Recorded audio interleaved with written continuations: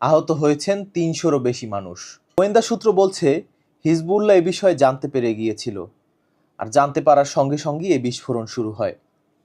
প্রথমে লেবাননের বৈরুতে একটি মোবাইলের দোকানে বিস্ফোরণ শুরু হয়। এরপর থেকেই ওয়াকিটকিতে একের পর এক বিস্ফোরণ। এই আতঙ্কে লেবাননের মানুষ এখন মোবাইল ফোন ব্যবহারেও আতঙ্কিত হয়ে যাচ্ছে। কারো হাতে ফোন দেখলে তাকে জিজ্ঞাসাবাদ করা হচ্ছে। যদিও এ বিষয়ে ইসরায়েলি কর্তৃপক্ষের কাছ থেকে কোনো অফিসিয়াল বিবৃতি পাওয়া যায়নি। তবে একটি সামরিক ঘাঁটিতে পরিদর্শনে গিয়ে ইসরায়েলি প্রতিরক্ষা মন্ত্রী ইয়োব গ্যালান্ট বলেছেন, নতুন ধরনের যুদ্ধ কৌশল শুরু করেছে ইসরায়েল। কতটা বর্বর হয়ে উঠেছে মধ্যপ্রাচ্যের এই ভূখণ্ডটি, কতটা বর্বর হয়ে উঠেছে জায়নবাদীরা। একবার ভাবতে পারছেন, আপনি যে ফোনটি ব্যবহার করছেন এটি যদি হঠাৎ করে বিস্ফোরণ হয়ে যায়, আপনি কিংবা আপনার পরিবারের যে